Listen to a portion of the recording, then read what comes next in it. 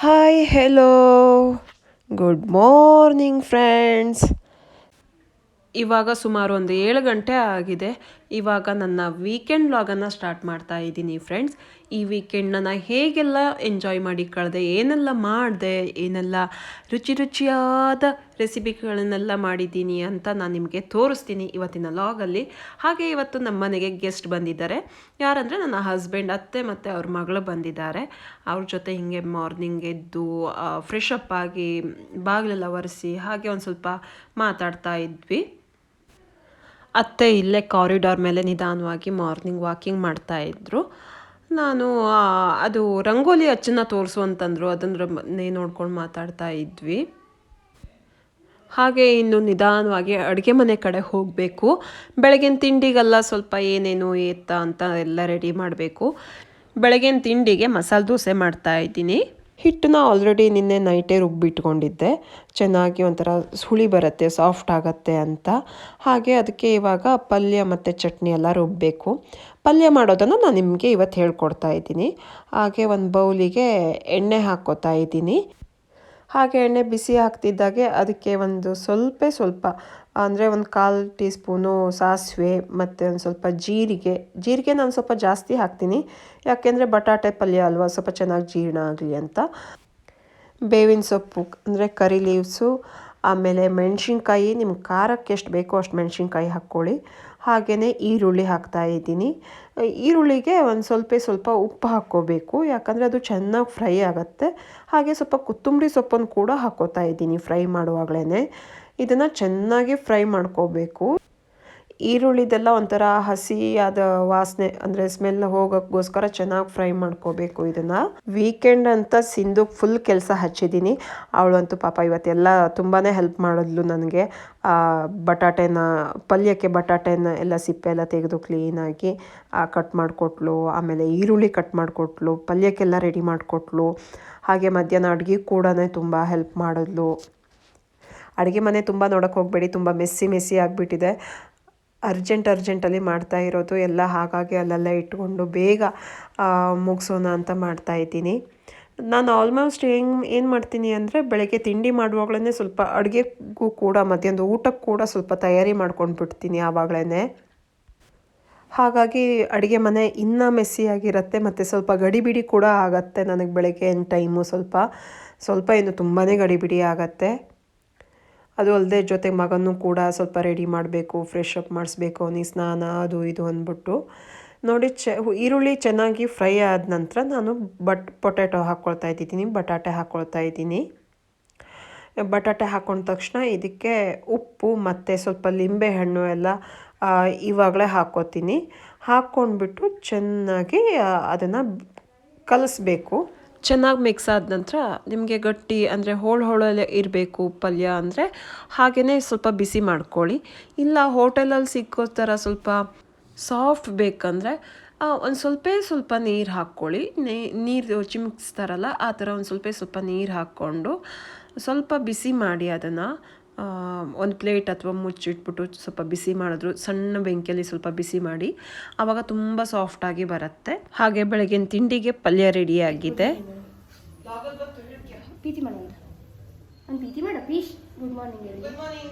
ಒಂದು ಪ್ರೀತಿ ಮಾಡ. ತಾಂಕು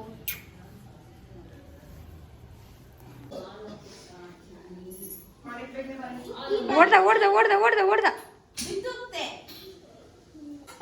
ಹಂಗಲ್ಲ.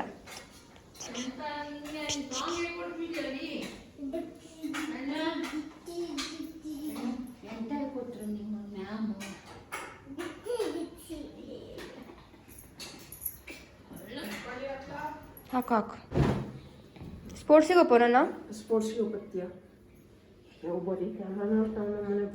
ಅವನು ಸ್ಪೋರ್ಟ್ಸ್ ಎಲ್ಲ ಆಡ್ತಾ ಇರ್ತ ಅಲ್ಲಿ ಅಲ್ಲ.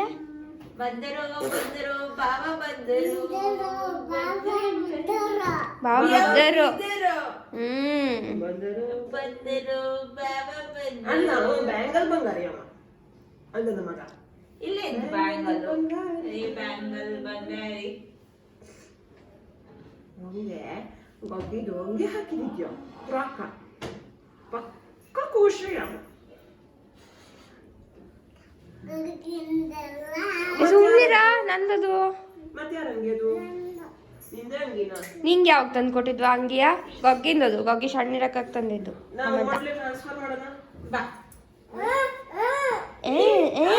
ತಿಂಡಿ ಮಾಡೋಣ ಬನ್ನಿ. ಸಿಹಿಯಾದ ಗರಿ ಗರಿ ಮಸಾಲೆ ದೋಸೆ ರೆಡಿಯಾಗಿದೆ ನೋಡಿ. ಎಷ್ಟು ಚೆನ್ನಾಗಿ ಬಂದಿದೆ ಅಂದರೆ ಒಳಗಡೆಯಿಂದ ಸಿಕ್ಕಾಪಟ್ಟೆ ಸಾಫ್ಟಾಗಿ ಸ್ಮೂತ್ ಆಗಿದೆ, ಹೊರಗಡೆಯಿಂದ ಫುಲ್ ಕ್ರಿಸ್ಪಿ ಕ್ರಿಸ್ಪಿ ಹೋಟೆಲ್ ಸ್ಟೈಲಲ್ಲೇ ಬಂದಿದೆ ಒಂಥರ. ನೋಡಿ ಎಲ್ಲ ಸೇರಿ ತಿಂಡಿ ಮಾಡ್ತಿದ್ದಾರೆ. ನಾನು ಅಶ್ವಿನ್ ದೋಸೆ ರೀತಿದ್ದೀವಿ. ಹಾಗೆ ಬೆಳಗಿನ ತಿಂಡಿ ಎಲ್ಲ ಮುಗಿಸಿ ನಾವು ಸುಮಾರು ಒಂದು 10:30 ಅಷ್ಟೊತ್ತಿಗೆ ಟೀ ಎಲ್ಲ ಕುಡ್ಕೊಂಡು ಕೆಳಗಡೆ ಬೇಸ್ಮೆಂಟಿಗೆ ಬಂದಿದ್ದೀವಿ. ಇವತ್ತು ನಮ್ಮ ಅಪಾರ್ಟ್ಮೆಂಟಲ್ಲಿ ಮಕ್ಕಳದ್ದು ಚಿಲ್ಡ್ರನ್ಸ್ ಡೇ ಸ್ಪೆಷಲಲ್ಲಿ ಸ್ಪೋರ್ಟ್ಸ್ ನಡೀತಾ ಇದೆ. ಡಿಫ್ರೆಂಟ್ ಆದ ಒಂದು ಚಿಕ್ಕ ಮಕ್ಕಳಿಗೆ ಗೇಮ್ಗಳಿದೆ ನೋಡಿ. ಸ್ಲೋ ಸೈಕ್ಲಿಂಗು, ರನ್ನಿಂಗು, ಆಮೇಲೆ ಫ್ರಾಗ್ ಜಂಪಿಂಗು, ಒಂದಷ್ಟು ಗೇಮ್ಗಳಿದೆ. ನೋಡೋಕ್ಕಂತೂ ತುಂಬಾ ಚೆನ್ನಾಗಿದೆ. ನಮಗಂತೂ ಫುಲ್ ಟೈಮ್ ಪಾಸು. ಅಶ್ವಿನಿಗೂ ಕೂಡ ಇದೊಂಥರ ಹೊಸದು. ಅವನು ಕೂಡ ಫಸ್ಟ್ ಟೈಮ್ ಈ ಥರ ನೋಡ್ತಿರೋದು. ನಮ್ಮ ಅಪಾರ್ಟ್ಮೆಂಟಲ್ಲಂತೂ ಸಿಕ್ಕಾಪಟ್ಟೆ ಮಕ್ಕಳಿದ್ದಾರೆ. ಇವರು ಆಟ ಎಲ್ಲ ನೋಡಿ ನಾವು ಕೂಡ ಎಂಜಾಯ್ ಮಾಡಿದ್ವಿ. ಜೊತೆಗೆ ನಮಗೂ ಈ ಥರ ಎಲ್ಲ ಗೇಮ್ ಇಡಬೇಕಿತ್ತು. ಸ್ಲೋ ಸೈಕ್ಲಿಂಗು ಈ ಥರ ಎಲ್ಲ ಏನೋ ಒಂದು ಡಿಫ್ರೆಂಟ್ ಗೇಮ್ ಇಟ್ಟರೆ ನಾವು ಕೂಡ ಹೋಗಿ ಆಡ್ಬೋದು ಅಂತ ಅನ್ನಿಸ್ತಾ ಇತ್ತು ನನಗೆ. ಡಿಯರ್ ಅಲ್ಟಿಮಾ ಅಸೋಸಿಯೇಟ್ಸ್, ನಮಗೂ ಕೂಡ ಲೇಡೀಸಿಗೆ ಕೂಡ ಈ ಥರದೆಲ್ಲ ಗೇಮ್ನ ಅರೇಂಜ್ ಮಾಡಿ ನಾವು ಕೂಡ ಬಂದು ಆಡಬೇಕು, ಅಲ್ಲಿ ಎಲ್ಲರೂ ಸೇರಬೇಕು, ಎಂಜಾಯ್ ಮಾಡಬೇಕು ಅಂತ. ಮಕ್ಕಳ ಆಟ ನೋಡ್ತಾ ಕೂತ್ರೆ ಎದ್ದು ಹೋಗೋಕ್ಕೆ ಮನಸ್ಸು ಬರಲ್ಲ. ಮಧ್ಯಾಹ್ನ ಅಡುಗೆ ಮಾಡಬೇಕು ಕಣ್ರಿ. ಸಾಂಬಾರು ಮಾಡಿಟ್ಟು ಬಂದಿದ್ದೀನಿ. ಹಾಗೆ ಇವಾಗ ನಾನು ನಿಮಗೆ ಇನ್ನೊಂದು ಹೊಸ ರೆಸಿಪಿನ ಹೇಳ್ಕೊಡ್ತಾ ಇದ್ದೀನಿ. ಪೈನಾಪಲ್ ಗೊಜ್ಜನ್ನು ಮಾಡೋದನ್ನು ಹೇಳ್ಕೊಡ್ತಾ ಇದ್ದೀನಿ. ಇಲ್ಲಿ ನೋಡಿ, ಪೈನಾಪಲ್ಲು ಚಿಕ್ಕ ಚಿಕ್ಕ ಪೀಸ್ ಮಾಡಿ ಅದಕ್ಕೆ ಸ್ವಲ್ಪ ಬೆಲ್ಲ ಮತ್ತು ಉಪ್ಪನ್ನು ಹಾಕಿ ಬೇಯಿಸೋಕೆ ಇಟ್ಕೊಂಡಿದ್ದೀನಿ. ಅದು ನೀರಲ್ಲಿ ಚೆನ್ನಾಗಿ ಬೇಯಬೇಕು. ಹಾಗೆ ಅದ್ರ ಮಸಾಲ ರುಬ್ಕೊಳ್ಳೋಕ್ಕೆ ಕಡಲೆಕಾಳು, 1-2 ಚಮಚ ಕಡಲೆಬೇಳೆ ಹಾಕ್ಕೊಳ್ತಾ ಇದ್ದೀನಿ. ಅದ್ರ ಜೊತೆಗೆ 1 ಚಮಚ ಒಂದು ಉದ್ದು ಹಾಕ್ಕೊಳ್ತಾ ಇದ್ದೀನಿ. ಆಮೇಲೆ ಬೇಕು ಅಂತಾದರೆ ಸ್ವಲ್ಪ ಕೊತ್ತಂಬರಿನ ಹಾಕ್ಕೊಳ್ಳಿ, ತುಂಬ ಹಾಕ್ಕೊಳ್ಳೋಕೆ ಹೋಗಬೇಡಿ. 1/4 ಸ್ಪೂನು ಕೊತ್ತಂಬರಿ. ಆಮೇಲೆ ನಿಮಗೆ ಖಾರ ಎಷ್ಟು ಬೇಕೋ ಅಷ್ಟು ಮೆಣಸು ಹಾಕ್ಕೊಳ್ಳಿ. ತುಂಬ ಖಾರ ಬೇಕು ಅಂದರೆ ಜಾಸ್ತಿ ಮೆಣಸು ಹಾಕ್ಕೊಳ್ಳಿ. ನಾರ್ಮಲ್ ಖಾರ ಆದರೆ ಒಂದು 3-4 ಮೆಣಸು ಹಾಕ್ಕೊಳ್ಳಿ. ಹಾಕಿ ಚೆನ್ನಾಗಿ ಅದನ್ನ ಹುರ್ಕೋಬೇಕು. ಹಾಗೆ ಈ ಹುರ್ಕೊಂಡಿದ್ದನ್ನು ನಾವು ತೆಂಗಿನ ತುರಿ ಮತ್ತು ಸ್ವಲ್ಪ ಹುಣಸೆ ಹಣ್ಣು ಹಾಕ್ಕೊಳ್ತಾ ಇದ್ದೀನಿ ಹುಳಿಗೋಸ್ಕರ. ಇದ್ರ ಜೊತೆ ಹಾಕಿ ಮಿಕ್ಸಿ ಮಾಡ್ಕೋಬೇಕು. ಅದಾದ ನಂತರ ಚೆನ್ನಾಗಿ, ಅಂದರೆ ಫುಲ್ ನೈಸಾಗಿ ಮಾಡಿ ಮಿಕ್ಸಿ ಮಾಡ್ಕೊಳ್ಬೇಡ, ಸ್ವಲ್ಪ ಥರೆ ಇರಲಿ. ಅದನ್ನು ಬೇಯಿಸ್ಕೊಂಡಿರೋ ಪೈನಾಪಲ್ಗೆ ಹಾಕ್ಕೋಬೇಕು. ಜೊತೆಗೆ ನಿಮಗೆ ಎಷ್ಟು ಸ್ವೀಟ್ ಬೇಕೋ ಅಷ್ಟು ಬೆಲ್ಲನ ಹಾಕ್ಕೊಳ್ಳಿ. ಜಾಸ್ತಿ ಸ್ವೀಟ್ ಬೇಕಂದರೆ ಸ್ವಲ್ಪ ಜಾಸ್ತಿ ಬೆಲ್ಲ ಹಾಕ್ಕೊಳ್ಳಿ. ಇಲ್ಲಾಂದರೆ ನಾರ್ಮಲ್ ಸ್ವೀಟಿಗೆ 1 ಅಥವಾ 2 ಸ್ಪೂನ್ ಬೆಲ್ಲ ಹಾಕ್ಕೊಳ್ಳಿ. ಹಾಕ್ಕೊಂಡು ಚೆನ್ನಾಗಿ ಕುದಿಸ್ಬೇಕು. ಇದು ಕುದಿ ಬಂದ ನಂತರ ಒಂದು ಸ್ವಲ್ಪ ಚೆನ್ನಾಗಿ 1-2 ಸತಿ ಕುದಿ ಬಂದ ನಂತರ ಅದಕ್ಕೆ ಒಂದು ಒಗ್ಗರಣೆನ ಕೊಡಬೇಕು. ಎಣ್ಣೆ ಚೆನ್ನಾಗಿ ಕಾದ ನಂತರ ಇದಕ್ಕೆ ಮೆಣಸಿನಕಾಯಿ ಮತ್ತು ಸ್ವಲ್ಪ ಸಾಸಿವೆ ಹಾಕ್ಕೊಳ್ತಾ ಇದ್ದೀನಿ. ಚಟಪಟ ಅಂದ ತಕ್ಷಣ ಕುದ್ದಿರೋ ಗೊಜ್ಜಿಗೆ ಹಾಕಬೇಕು. ನಾನಿಲ್ಲಿ ಹಿಂಗೆಲ್ಲ ಹಾಕ್ಕೊಳ್ತಾ ಇಲ್ಲ, ಯಾಕಂದರೆ ಗೊಜ್ಜಿಗೆ ಪೈನಾಪಲ್ ಹಾಕಿರ್ತೀವಲ್ಲ ಅದ್ರ ಸ್ಮೆಲ್ ಹೋಗ್ಬಿಡತ್ತೆ ಅಂತ ನಾನು ಹಿಂಗೆಲ್ಲ ಹಾಕ್ಕೊಳ್ತಾ ಇಲ್ಲ. ಇದು ಹಿಂಗೆ ಹಾಕ್ಬಿಟ್ರೆ ಪೈನಾಪಲ್ ಸ್ಮೆಲ್ಲೇ ಬರೋಲ್ಲ. ಅದಕ್ಕೆ ಗೊಜ್ಜು, ಪೈನಾಪಲ್ ಗೊಜ್ಜು ನಾವೇನಂತೀವಿ ಅಂದರೆ ನಮ್ಮ ಕಡೆ ಕಾಯಿ ರಸ ಅಂತೀವಿ. ಅನಾನಸ್ ಕಾಯಿ ರಸ ರೆಡಿ ಆಗಿದೆ ಸವಿಯೋಕ್ಕೆ. ಇದನ್ನು ಅನ್ನದ ಜೊತೆ ಹಾಕ್ಕೋಬೋದು, ಇಲ್ಲ ಚಪಾತಿ ಜೊತೆ ಕೂಡ ಹಾಕ್ಕೋಬೋದು, ದೋಸೆ ಕೂಡ ಹಚ್ಕೊಂಡು ತಿನ್ಬೋದು. ತುಂಬ ಟೇಸ್ಟಿಯಾಗಿರುತ್ತೆ. ನೀವು ಕೂಡ ಮನೇಲಿ ಟ್ರೈ ಮಾಡಿ ಟೇಸ್ಟ್ ಹೇಗಿತ್ತು ಅನ್ನೋದನ್ನು ನನಗೆ ಕಮೆಂಟ್ ಮೂಲಕ ತಿಳಿಸಿ. ಹಾಗೆ ಯಾರೆಲ್ಲ ಸಬ್ಸ್ಕ್ರೈಬ್ ಮಾಡಿಲ್ಲೋ ಬೇಗ ಸಬ್ಸ್ಕ್ರೈಬ್ ಮಾಡಿ. ಹಾಗೆ ನಾವಿವತ್ತು ಮಧ್ಯಾಹ್ನ ಊಟಕ್ಕೆ ಬಾಳೆಹಣ್ಣು ರೊಟ್ಟಿ ಮಾಡಿದ್ವಿ. ಬಾಳೆಹಣ್ಣು ರೊಟ್ಟಿಗೆ ಹಚ್ಕೊಳ್ಳೋಕ್ಕೆ ಗ್ರೇವಿ ಮಾಡಿದ್ವಿ. ಹಾಗೆ ಇವತ್ತಿನ ಮಧ್ಯಾಹ್ನ ಊಟಕ್ಕೆ ಬಾಳೆಹಣ್ಣು ರೊಟ್ಟಿ, ಗ್ರೇವಿ, ಅನ್ನ, ಸಾಂಬಾರು ಮತ್ತು ಕಾಯಿ ರಸ, ಪಾಪಡು ಮತ್ತು ಕೋಸಂಬರಿ, ಅನ್ನಕ್ಕೆ ಮೊಸರು, ಅದಲ್ಲದೆ ಕುಡಿಯೋಕ್ಕೆ ಮಜ್ಜಿಗೆ ಕೂಡ ಇತ್ತು. ಫ್ಯಾಮಿಲಿ ಜೊತೆ ಒಂಥರ ರಸದ ಊಟದ ಊಟ ಆಯಿತು ನಮ್ಮದು. ಎಲ್ಲರೂ ಸೇರಿ ಚೆನ್ನಾಗಿ ಊಟ ಮಾಡಿದ್ವಿ. ಊಟ ಮಾಡಿ ಒಂದು ಸ್ವಲ್ಪ ಹೊತ್ತು ಹಾಕಿ ಸುದ್ದಿ ಹೇಳಿದ್ವಿ. ಹಾಗೆ ಅತ್ತೆ ಎಲ್ಲ ಬೇಗನೆ ಹೊರಟುಬಿಟ್ರು.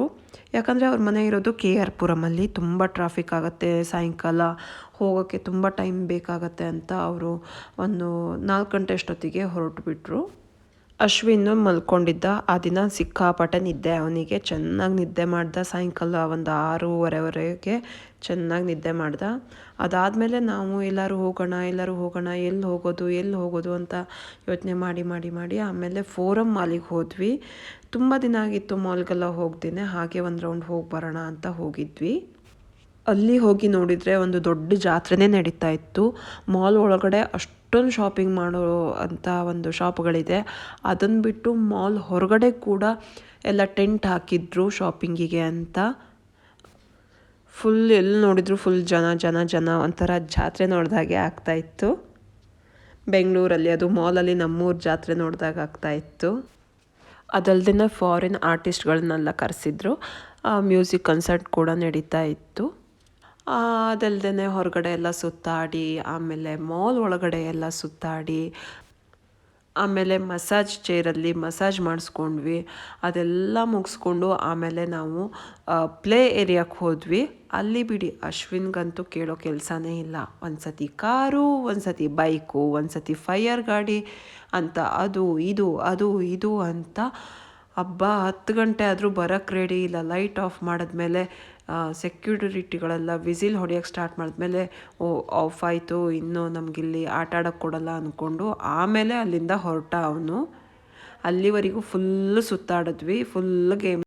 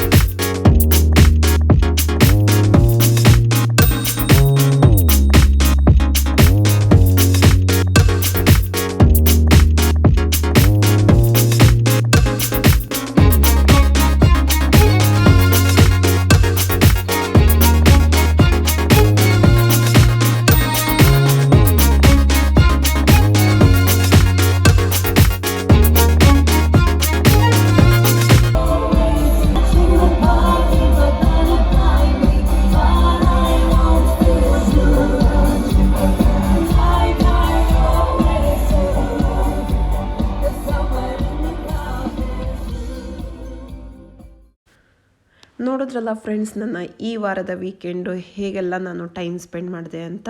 ಹಾಗೆ ನೆಕ್ಸ್ಟ್ ವ್ಲಾಗಲ್ಲಿ ಮತ್ತೆ ಸಿಗ್ತೀನಿ. ಅಲ್ಲಿವರೆಗೂ ನೋಡ್ತಾ ಇರಿ ವಾಣೀಸ್ ವ್ಲಾಗ್. ಟಾಟಾ, ಬಾಯ್ ಬಾಯ್.